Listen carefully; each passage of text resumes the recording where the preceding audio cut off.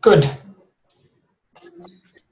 So the idea behind this session is to talk about all the gadgets and accessories and anything else which we use, right through from basic things, right through from a good GPS-enabled watch to heart rate monitors to power meters to from a cycling perspective and anything else. On the swimming side of things, we had a separate mission on swimming accessories itself, but we'll still touch upon a few things at the end of it, or if anybody has any questions.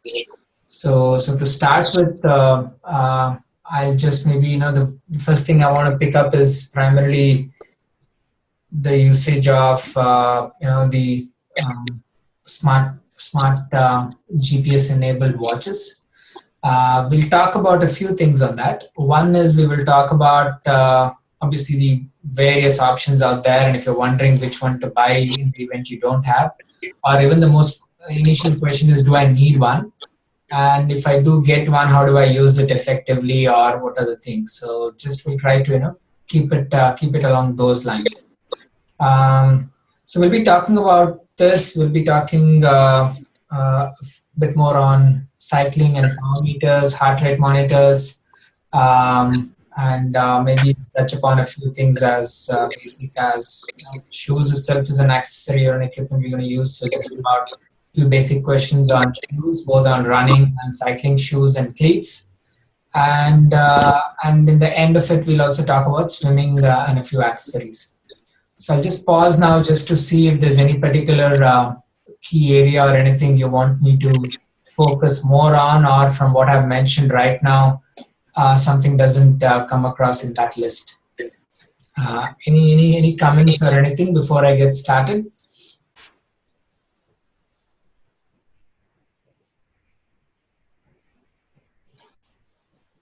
No? All right.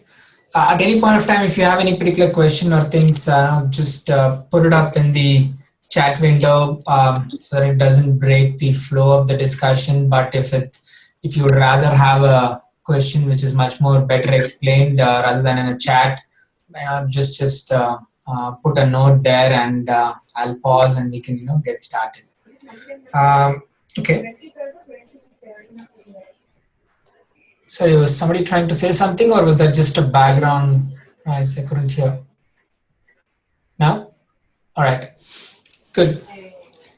So to start with, let's start with a watch, which is quite fundamental to some of the running, swimming, cycling, all the things we do. Before I come into options, the first thing is most of us, most of them run with a certain, maybe a time goal in mind, so it's nice to track. But if you're one of those who says, hey, look, I just run, and you're equally competitive, you want to get better, you have time-based goals, but you might not necessarily use a sophisticated watch or anything, that's fine.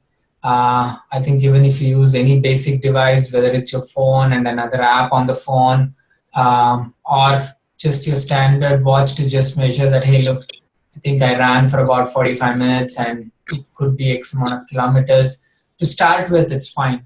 Definitely, it's not like a watch is a prerequisite without which you can't train. Obviously, it helps if you have one.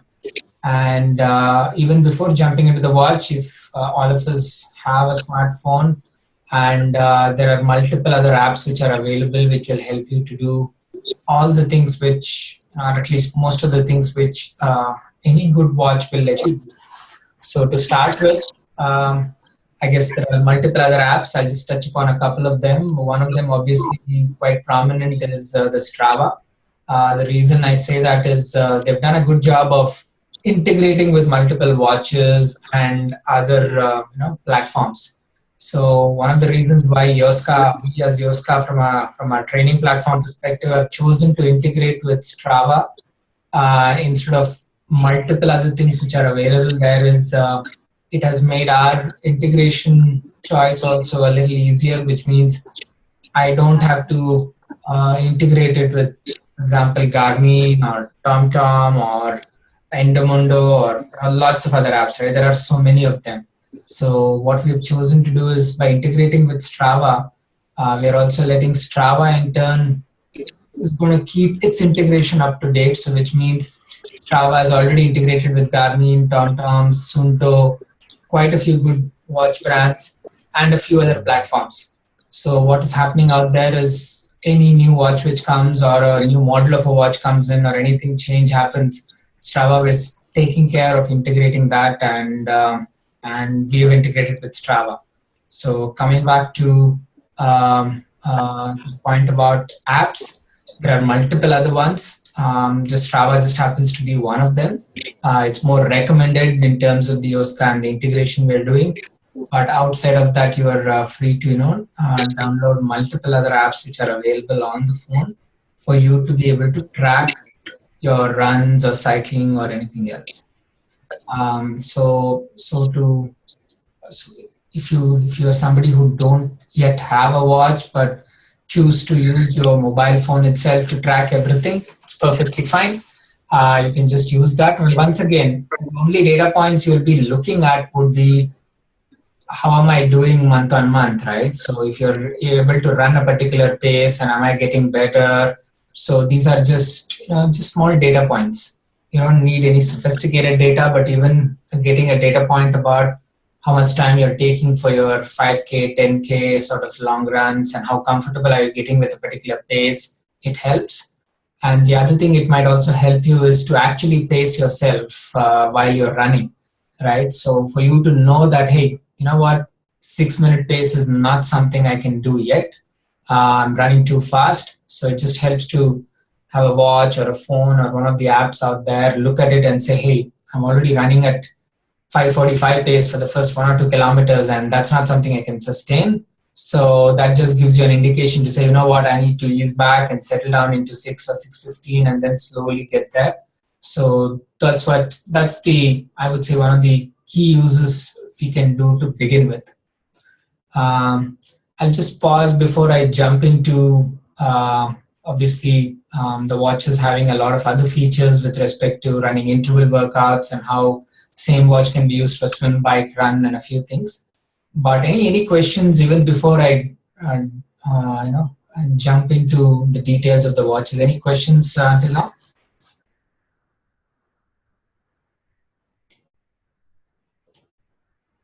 No? Okay. So most of the watches which you get, whether it's a running watch or a cycling watch, I mean, at the end of it, it needs to measure distance and the speed at which you're going when it comes to cycling. It's still speed, but it's just called pace. So it's converted into how many minutes you would take for a kilometer when it comes to running. So most watches right now, have that ability to switch over profiles between run and bike. And in this case, what I'm holding right now, this is a Garmin 910 XT. Obviously, there have been a few recent more releases and models which are more recent than this one.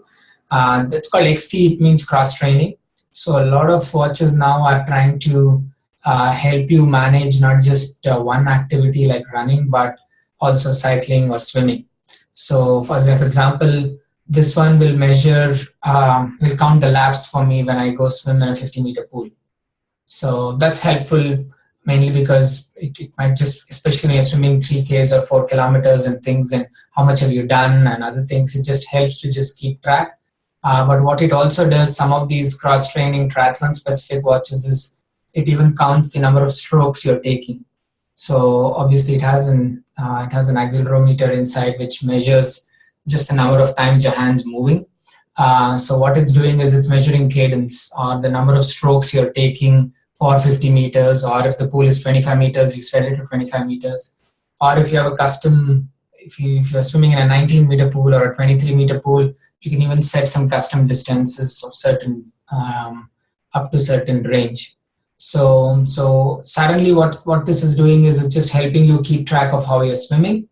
And what it's also helping you do is maybe, it's helping you count your strokes to say, hey, how about I try to get through 50 meters instead of, 54 strokes, maybe I'll try to get there in 48 strokes. so that way you're trying to swim a little more efficiently. So again, there's a lot of metrics which this captures from a swim perspective. I've primarily used it just to know my distance, the pace at which I'm doing, and while I was working through a few things, I definitely experimented a bit more of little more glide or trying to push more or increase the cadence and then see what happens about the number of strokes I used to take and whether that was slower for me for 50 meters or was it faster. So there are a few things you can definitely look at that.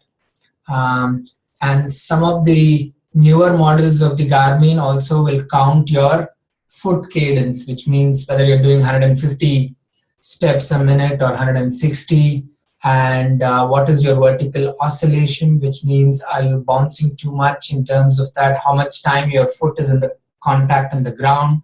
So again, quite a few run dynamic metrics you're going to get, which is quite a lot. It's not like it needs to be analyzed every run, but just to know that a certain cadence is important for you to maintain, and also if your foot contact thing is too much, and you can be a little more lighter on the feet. So there are a few things it can help you with, but main thing we're just primarily going to be using significant portion of the watch. You're going to be using it is to measure distance, pace, and just keep track of the workouts. So that's what it mostly comes back to. So purely so many models available.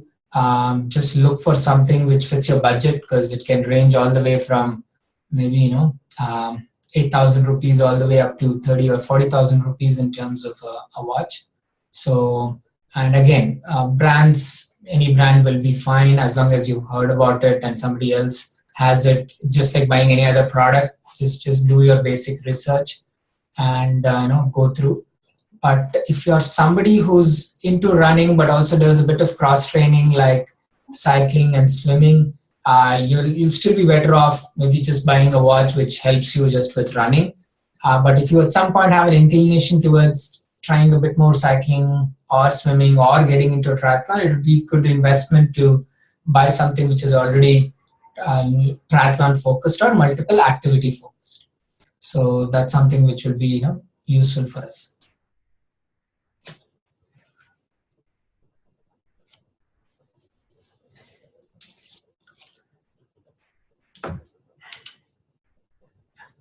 Any questions? Obviously, the watches come with additional accessories such as the heart rate monitor.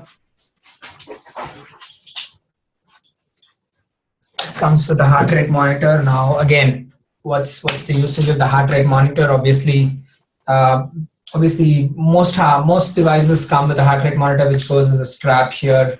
But I think some of the TomTom models and also some of the Garmin 735 XT, I think, comes with something which measures your pulse right here, which means the actual measurement of your beats per minute, your heart rate is actually built in right here. So what's happening is that will just help, and it saves you the aspect of wearing the strap. I mean, I'm quite comfortable with this. I've worn it for years, and also on very long sessions, including 5-hour rides, 6-hour rides, or 12-hour races. But some people are not big fans of just wearing a strap. But look, this is obviously a lot more. Can you just go on mute? Somebody just joined now. Yeah, it's okay. I've just muted them. That's all right. So I would definitely, if this comes along with the watch, if this comes along with the watch you buy, please make use of it. I know lots of people who have bought a watch, comes with a heart rate monitor, and they've not even opened it or used it. And once again, let's not go very theoretical, mathematical about, oh, my age is this, my heart rate should be this, should I start running into that?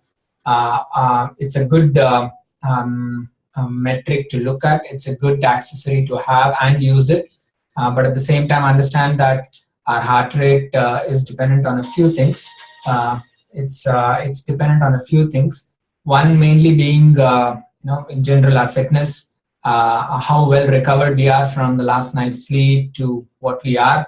and also the weather conditions and things. Like for example, today I ran 8 kilometers after a bike ride, and I usually would average around 150 for the pace I was running at. I was running at about 430, 435 pace, and I know I usually average about 150, usually. But today I was averaging 160, 162, so I was like wondering what's going on. So I just slowed down, occasionally looked at it, and just got through with the run. But obviously, it was 35 degrees out there today when I was running. That definitely I knew it will contribute, and it doesn't mean I've suddenly got a bit unfit in 2 days' time, or maybe the lack of sleep and things. So the key thing there is every day your heart rate could slightly change on a few things based on conditions and things. So be aware of that, but not necessarily be alarmed by it, but occasionally peek at it and glance through the data while you're running. I just had to run on feel, so I just ran on feel and an approximate pace, and just later on after the workout is when I looked at it and said it was significantly a little more than normal because of the hot conditions. 35 degrees is quite high compared to what I've ran in the last sort of few weeks. So that is what was contributing to it. But yeah, it's a good one to have. So I just usually have this for training or in the races, just to see what's happening and just to save myself from going too hard at some points. So if I find that my heart rate suddenly is going to 165 and things, then I know I'm pushing too much. But usually you don't need a sort of watch to tell that. You will also get that by your feel. But if you're somebody who just helps or driven by metrics, yeah, please use it, but don't get caught up too much with it, both in training and in the races. So most of the times, as much as we're going to be talking about gadgets and accessories and how those are useful, continue to train and race on as much as possible on feel. Have depend upon your metrics, look at it, use it as a guidance, and occasionally look at it. But in most cases, get comfortable with running on percentage efforts and what it is, and then you will know. So 70% efforts would mean this pace or other things, but it's very important to just make sure that we don't get caught up with too much numbers, and you start to wonder what's happening. Today is not the day. It's happened to me also on a few races where in the bike ride I look at my speed or other things and I'm wondering, hey, I've trained much better, but I'm not able to generate speed. Well, it could be windy, it could be just a hard day in terms of how it's turning out to be, or I went too hard at some stage. Whatever the reasons could be multiple, but then it messes up with your head also, and then you're not putting the right efforts and becomes a huge distraction. So I've personally suffered from it in a few races, and also what metrics you look at during the race is important. So instead of looking at just average speeds, I just look at what my heart rate currently is, or what my cadence is, or what my power is. We'll come to power meters in cycling. So all I'm saying is, hey, am I putting good efforts? Is my cadence what it should be? Am I generating enough power? And that's all I look at. I'm not looking at how did I do the last 1 hour or last 2 hours. I have 180 kilometers to ride. I don't need too many things in my head. I just want to focus on my pedal, smooth, just go with it. So yeah. As much as data metrics is there, you'll hear me. You'll hear from me multiple times say this. So also get comfortable with feel and just looking at a few metrics and not necessarily get caught up too much on that. I have a question, so just looking at it. What's the accuracy of measuring heart rate from hand? When you say heart rate from hand, what, you're just taking a pulse? Yeah, I mean, when you get up in the morning, one of the things I would encourage you all to do, you don't need a heart rate monitor, but the resting heart rate is a good measure of how recovered we are, right? So I think one of the things I do just to make sure that I feel I've recovered enough is just to take a resting heart rate every day I get up. So I know my resting heart rate is maybe 53, 54. Everybody's is different. It's not like if your resting heart rate is 62, you are more healthier than somebody or less healthy or fitter, but everybody just has a different resting heart rate. And that's where if someone comes and asks me, hey, I'm going for a long run, what should my heart rate be? There is no straightforward answer. There is no mathematical formula. even though there is to say your age is this, your resting heart rate is that, and all that. So we will go through that, but that's still a guidance because you could be somebody who has a higher heart rate or a lower heart rate. To give you an example, there's a good friend of mine, Craig, whom I train with, and when we used to do 1K repeats, which are like just running 10 1K repeats with about 30 seconds rest in between, and we used to sort of run with the same pace and go through. Uh, his heart rate would go up to maybe 145, 150, 155 at max, maybe 160 when he does that. In my case, I was doing 175s or maybe even 180s. And in that 30 seconds rest, when I took it, mine would come down to maybe 145, 150 if I'm lucky. It doesn't come down much, but his would come down significantly. And his resting heart rate is almost at 32 or 35, and mine's at maybe 52. So suddenly, what you're looking at is everybody has a different thing, and he has benchmarked it. So he knows what he should be doing for certain things and looking at it. The same for you. Even if you do start using one of these, collect data for almost a month, 2 months, then you'll get a feel of what your heart rate is for certain type of runs. And then if you're slowly getting better in terms of your fitness, you will start to notice that you're doing the same pace at a lower heart rate, or you're able to, for the same heart rate, run a bit faster. So that's a good sign of fitness. So that's how I would definitely use this and keep an eye on it. But to answer your question, Basu, I mean, measuring heart rate from hand is more from a resting heart rate. So you take a resting heart rate maybe when you wake up and then see, hey, usually it should be 52, but today it's about 57, 58 or 60. It usually means you're not well recovered or not had enough sleep or things. So, just to do that, that's the only time I would sort of take a pulse or anything else. Not sure you had anything else when you asked that question, Basu? No, nothing, Deepa. Just I was reading few blogs where they said just they were like pointing like how accurate it would be if we measure from hand. That's it. General question. Yep. Okay. Yeah, no, I mean, it's obviously, doctors still measure it and take pulse on the hand, so it is definitely accurate. You just need to count through. But yeah, the scenario under which you'll do that will be mostly at some stage when you do it, when you get up, or at some stage anything you need. But from a training and run perspective, we'll definitely be depending upon something like this or any of the other watches. Okay. Coming to heart rate based, maybe the question is a little more on, do I train on heart rate? Now, that's something we can definitely do. But again, once again, it'll mean collection of data for, almost definitely for a few weeks to see what heart rate, is our benchmark for certain type of runs, and then trying to do our running, making sure that the heart rate doesn't cross a particular limit. And that's one thing which we can do. And if you do reach that particular point, the whole idea behind that is to either take a little bit of a walking break or slow down to make sure your heart rate comes down.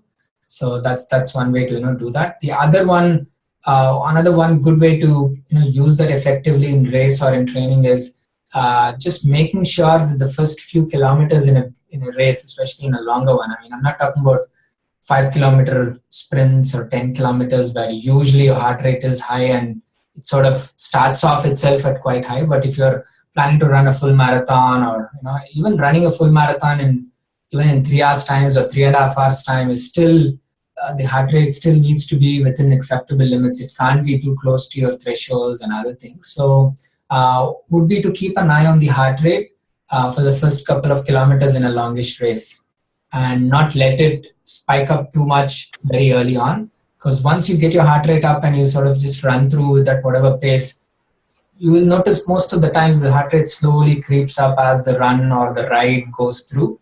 So it's very important that initially you don't start with a big spike, because it's very hard to come down and then maintain that for a long time. So very important, initially just keep an eye on it and don't go too hard too early.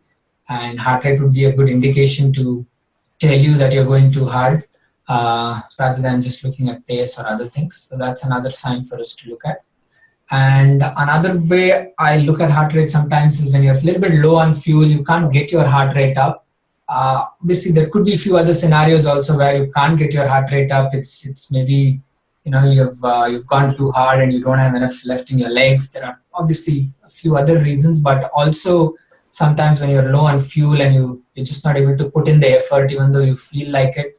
Again, it's a mean that you've not taken care of your nutrition properly and things. So then you will start to notice that. So yeah, there are scenarios where it is useful. So make sure you apply that suitably. And again, don't get too caught up with it every minute while running through or cycling.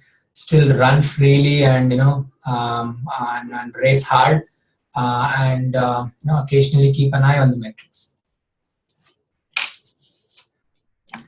Um, if there's no questions about watches, just a brief thing is when it comes to cycles, there's obviously a lot of basic, whatever cyclometers or which shows you basic speed and distance. That's good enough. But if you have a good running watch or a watch, that itself will take care of doing the cycling one also. But some of the cycling ones, this is again a Garmin one. Again, this is something borrowed from my friend for my race on Saturday next week.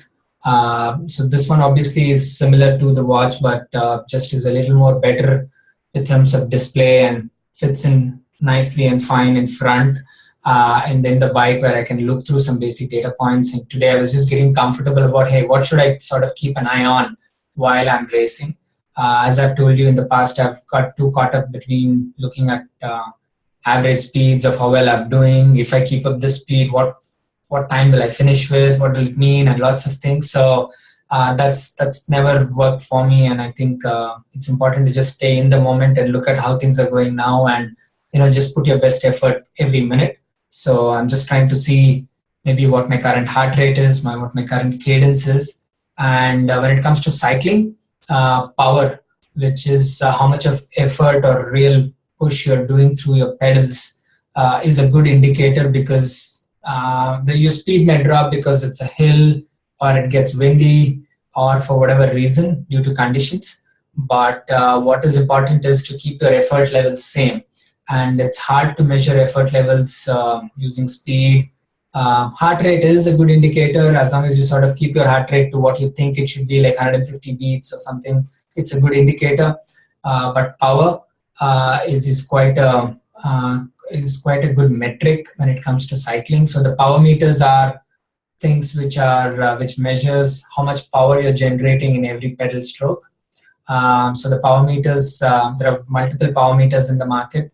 One of them is again, Garmin has the cycling pedals itself on left and right. So you're actually measuring how much power you're generating in the left and the right, or it comes in the crank of cycling things. So the crank is another one, which is the company Stages has that, and a few other companies also have that, which is there in the crank arm of your bike, and that will measure the wattage. Like for example, in my case, I'm trying to see if I can keep up maybe 180 or 185 watts for the duration of the 180 kilometers in my Ironman race. And again, that's based on am I able to keep up that on longer rides? So I've done a lot of long rides where I've maybe averaged about 170. I've done some harder rides of time trials of 100 kilometers where I may averaged about 200 watts. But obviously, I can't keep that up for the duration and still run a marathon afterwards. So based on a few parameters and obviously guidance from my mentors and coaches who have advised me to say, hey, look, I think 185 is where you should sort of go through, and that's what I'll be following. So again, power is a wonderful metric to train on. And when you say, hey, go ride at 60% effort, you know what your max power you can generate is, and 60% of that is what you will just ride, which will correlate to the effort. Again, they are a bit more expensive, so power meters, and that's why it's not very common. But it's a very good investment if you're serious about cycling and also want to make sure that how do you measure effort in cycling. I think it's an excellent tool. I think the power meters, the Stages costs, I think at least 45,000, 40 to 45,000 and beyond. There are a few other power meters which are available for slightly lesser. And the accuracy is quite good in all of those brands and all of those types. So again, if that's something which you're seriously looking at, it will be a good one to have.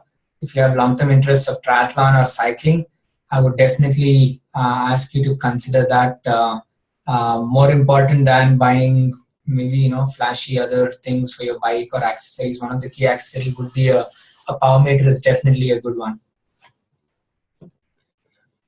Um, any other obviously this also measures cadence of your bike, which means am I doing 85 rpm or 90 rpm, or has it dropped to 75 rpm? So occasionally keeping an eye on the cadence while you're cycling is a good indicator to just make sure that your legs are moving and you're putting in the required effort.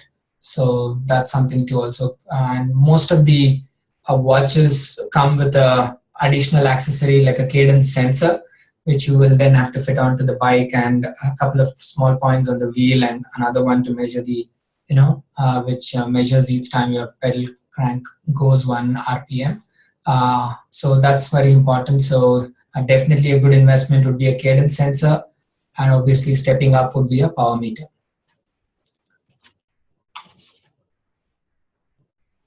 Any questions on cycling or power meters? I have one thing to come back to in terms of running intervals and how we can use some of the features. But anything on power meters or any cycling accessories?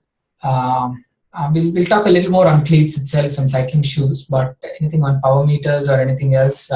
Questions from anyone?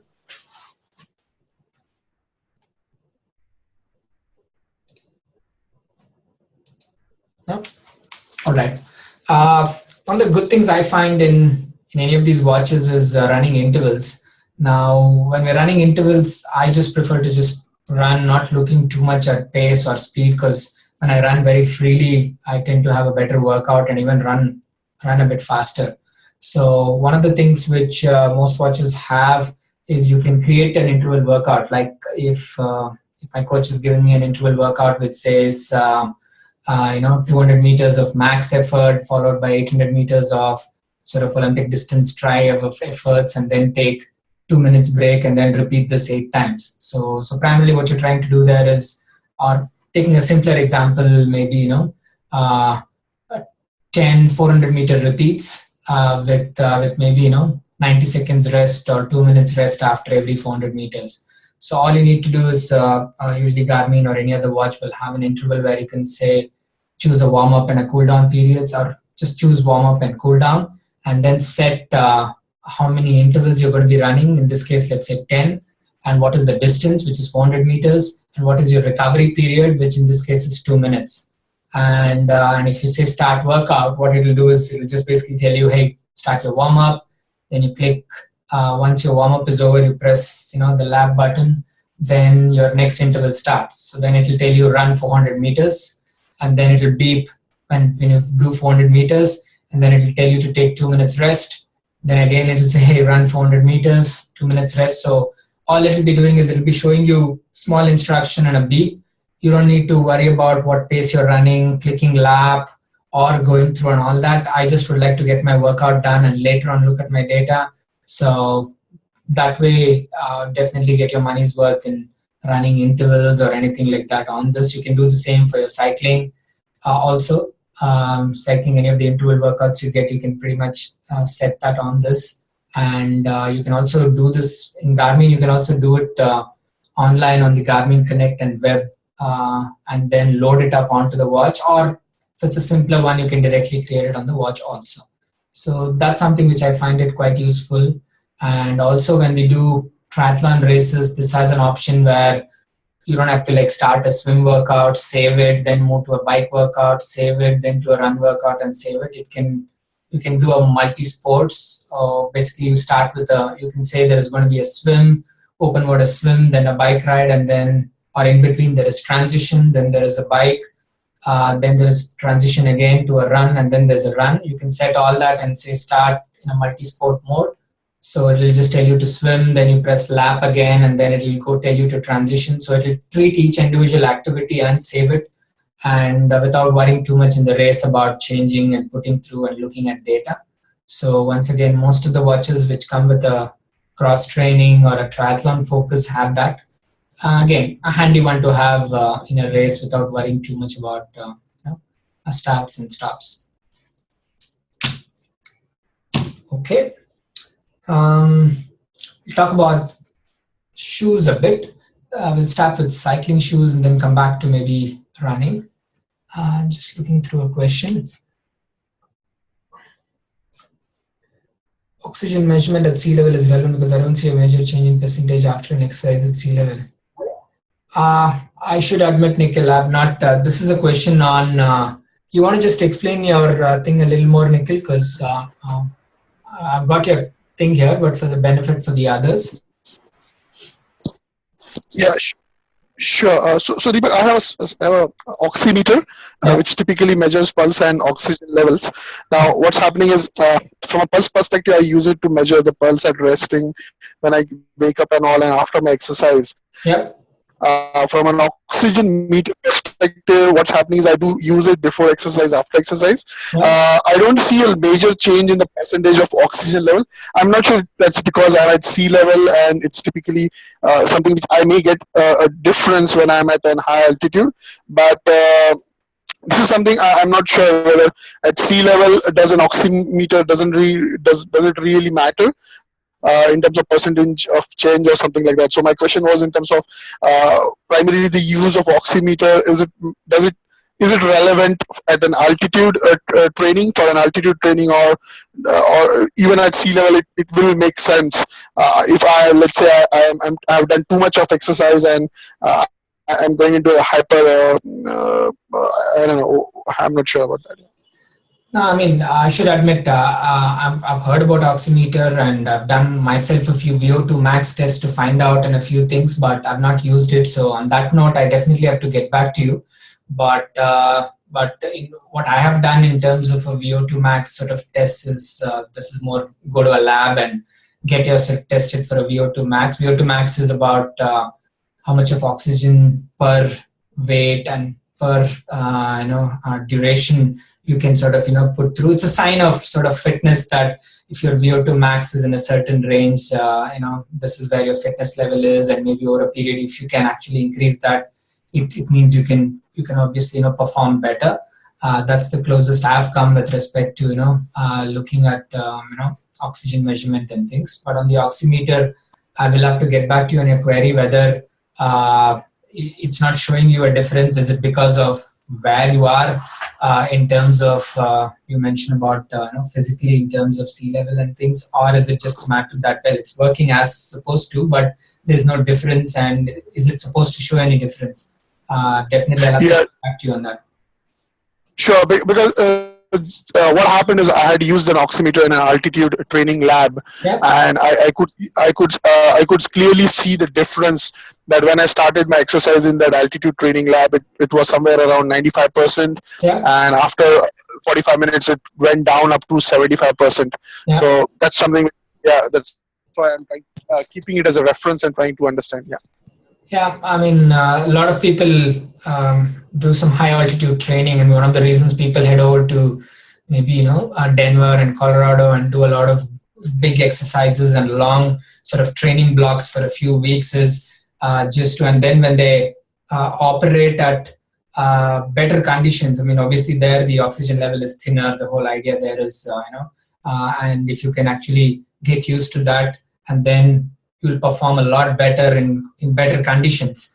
And again, that usually lasts for maybe a few weeks or a thing. It's not like a permanent thing, but a lot of people do high altitude training. And as Nikhil was saying, there are also quite a few labs where you can go in and train in a high altitude sort of environment, which people do that over maybe 1 hour sessions every week, and that definitely has helped. And I know people here in Brisbane, there is actually one particular session where the entire cycling interval workout was being done in a high altitude sort of chambers and things. So yeah, interesting points in terms of using that to again go through and improve our performance.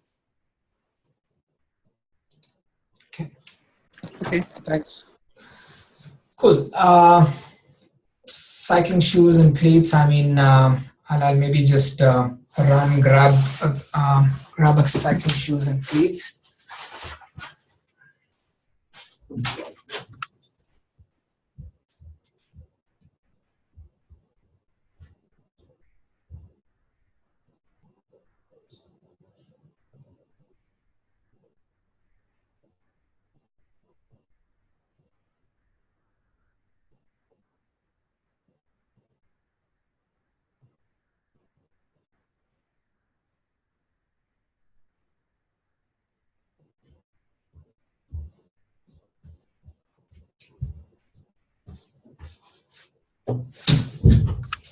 So if you're very new to cycling, obviously we'll all be cycling with our normal whatever shoes we have. But I mean, uh, don't spend too much time making a jump to good cycling shoes or a cycling shoe, because once you go to cycling with good cycling shoes or cleats, you'll never go back to normal shoes. And obviously, it takes a while to get used to it. Now,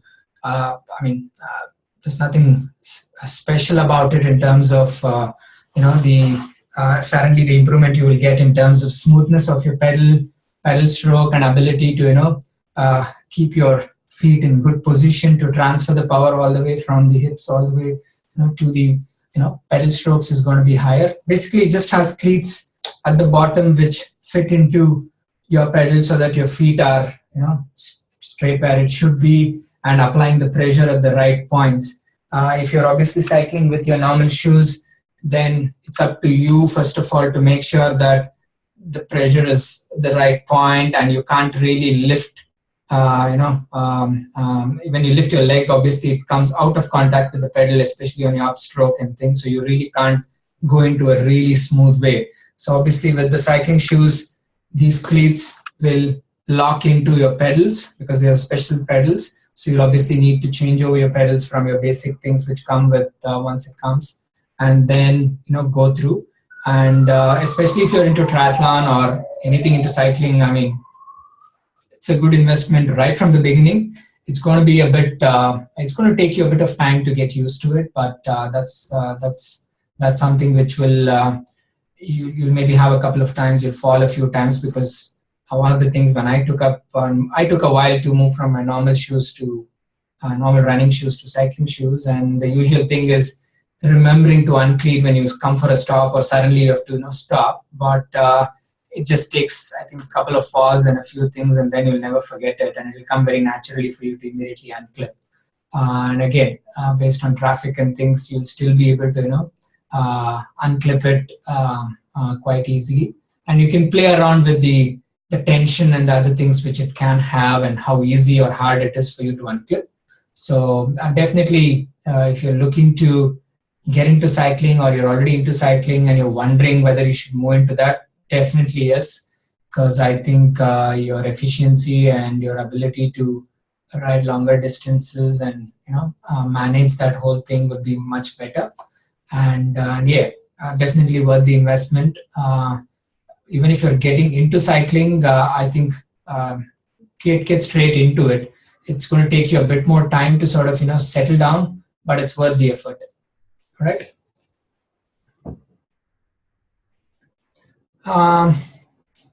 Running shoes, I think, look, it's a topic by itself, but I'll touch upon a few key things. If you're already into running and you've been running for a while and you're getting comfortable with a particular brand and a model of a shoe, stick with it because you've not had any issues. So why would you bother changing the type of shoe? So this is Asics. It's called a Nusa Tri, but has the same mold, and this whole thing is exactly same as what a DS trainer is for Asics. They've been doing DS trainers from maybe 15 or 20 years. When I first tried a DS trainer, it was DS trainer 18. Now I think they have a 19, 20, 21. So every year or every 2 years, a new model comes in. But primarily the mold and everything else is same. Colors might change a bit, but that's what I've used for the last, I think, 3.5 years. So when I just buy the same shoe, so every, 3 months, 4 months, whatever your shoe lasts. Key thing is, after about 600, 700, 800 kilometers, I think the shoe might look nice from the top and everything else looks fine, but definitely starts to lose a few things. So stop using that for longer runs and other things. Maybe use it for your gym or other activities, but definitely important to retire those shoes and just move on to something else, because that's where we start to pick up a few pains and niggles or injuries at some point, because it's lost its sort of little bit of shape and ability to withstand and your things. So definitely shoes, if you're already comfortable with one thing and it works fine, don't change it just because someone else is wearing a nice flashy orange or whatever it is. So stick with what you have.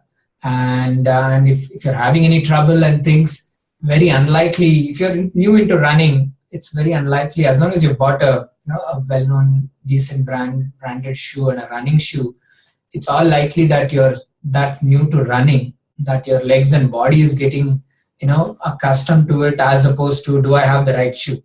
All right, so getting a little bit of pain here and a few things initially, it could be just because maybe you're running too much early on, or you've not ran. Obviously, this is the first time you're taking up running, so you're going to go through basic soreness and things. So before attributing everything to a shoe, just sort of ask yourself whether it's just a matter of you know going through the motions initially to just get comfortable with running.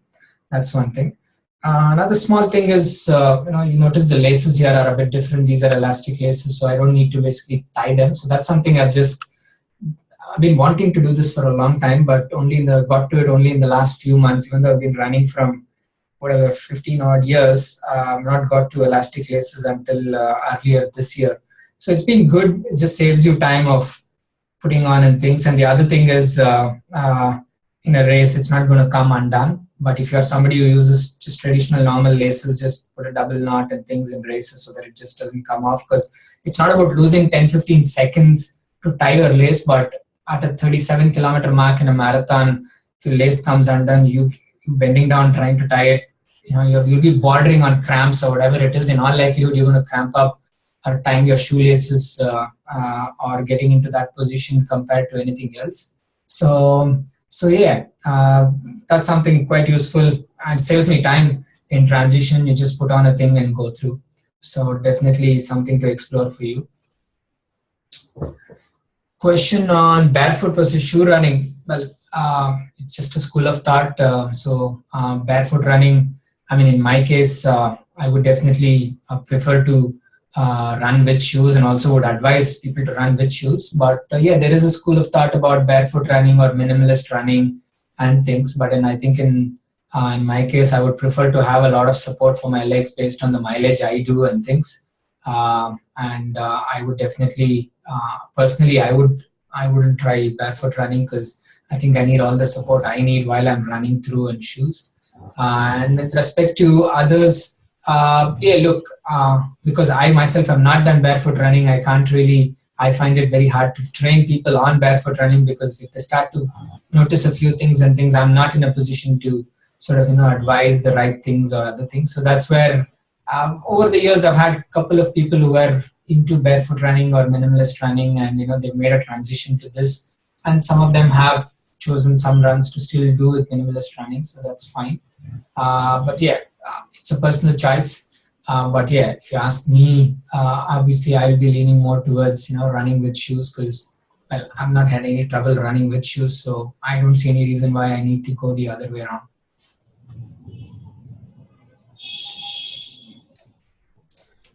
All right, I'll just pause now. I'll take a few minutes just to touch upon swim accessories, just to sort of complete the overall subject. But before I go there, any other questions on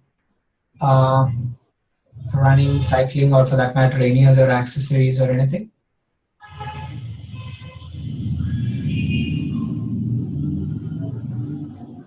No? Okay. Very quickly, just run through a few cycling accessories.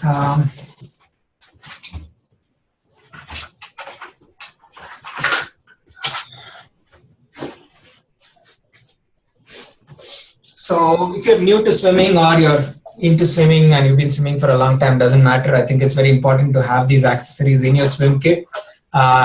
So this is a pull buoy, which primarily is a floating sort of thing, which goes, you keep this between your legs, at your thighs, which just helps to get your feet up while you're swimming. So it's going to be an important one, just to make sure that if your hips are dropping too much and you're trying to focus so many things when you're swimming, whether your hand is entering properly, whether you're kicking properly, whether your head is in the right position, and all those things. So some of these swim accessories will just help you to isolate some areas and just focus on things which are needed.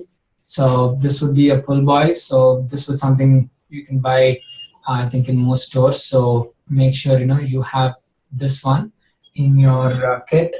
The other thing would be flippers or fins, which goes onto your feet. Two of them, obviously, I'm showing you one, and this one would be help you to, again, get your get your body a lot more streamlined. Focus less on the kick because of the big fins, and just a bit of light kicking gets your entire feet a little more into position, and then you can start to focus on getting your upper body strokes, hand entry, catch, push, everything there, and the legs. You don't have to worry too much about the legs because the fins are taking care of that kick and staying in that position. So what we're doing is we're isolating few things on the upper body and just saying, hey, let me just focus on hand entry because I'm not entering at the right spot where it should be, and or it just helps you to get through some workouts itself when your legs are too tired from a big run or anything. Using a pull buoy so that your feet doesn't have to do any work, it can just sort of float around and gets a bit more lift because you've kept it using a pull buoy or a fence, and going through those. And the other thing is hand paddles. So this one goes into your hand here, and this, when you push through the water, you're obviously getting a much better catch and a push, and it also helps to strengthen your upper body and shoulders while you're swimming through. So key thing here is, again, if you have any shoulder problem or troubles, don't start using them right away, but slowly build into it. It's a good accessory to have. Just like when it comes to running, we would like to do a few run hill repeats or other things to get into do some strength workout for runs. When it comes to cycling, we can go ride a few hills. So when it comes to swimming, this is a good sort of way to build a bit more strength into it, and making sure that obviously your arms are going to get a little more tired than normal because you're pushing a lot more. It takes a bit more effort to go through this. But the whole idea behind that is, you're getting stronger, and once you remove this and try to do a few sets or over a period of using this consistently in a lot of workouts over a few weeks, you're going to get stronger, and your stroke is going to be a lot more efficient and push through the water. Yeah, I tried to just touch upon most areas and accessories which could be relevant, not just from running. I think we touched a few things on cycling and swimming. From a swimming perspective, if you have any questions on the accessories part, happy to take them now, but also just want you to point out that there is another dedicated swim session thing which I did 2 weeks back. It's available in the same place on the YouTube channel. Have a look at that. We talked about some common mistakes and things, what most people do when it comes to swimming and how we can correct them, and how some of those accessories can help you to focus on them. So please do have a look at that. All right. Any other questions or any other topic which you wanted me to touch upon? If it's a short one, I'll pick it up now. Otherwise, happy to slot that into my next set of sessions.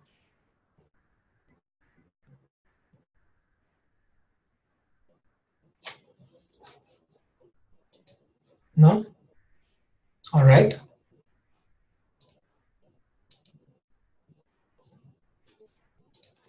Good. Look, if there's nothing else, we'll conclude the session. So thank you once again for joining, and still haven't decided my next topic yet, but I'll definitely circulate. But thanks for all the feedback and support, and also shoot me a note on what are the things you would like to hear next on. I think we've touched upon swimming, we talked about nutrition, and now about equipment. There's obviously a vast variety of topics, but I look forward to hearing you. Next Sunday, there won't be a session. I have a race, Ironman Malaysia, on Saturday, so I'll be away for a few days. But I'll pick this up as soon as I'm coming back. So today is the 6th, right? So the next session will be on 20th. There will be one missing on 13th. I'll see if there. Obviously, I don't have my race is on Saturday and not on Sunday. And I'm not too sure about the setup out there. If there is a good setup out there, I might choose to run some session or at least have a discussion. All right. Thanks, everyone. Have a good evening and good week to start out tomorrow. So hopefully everyone had a good weekend of workouts, and wish you well. Thank you. Thanks, Deepak. All the very best. Hey, thank Thank you. you. Bye bye. Thanks, everyone. Thanks, Ganesh.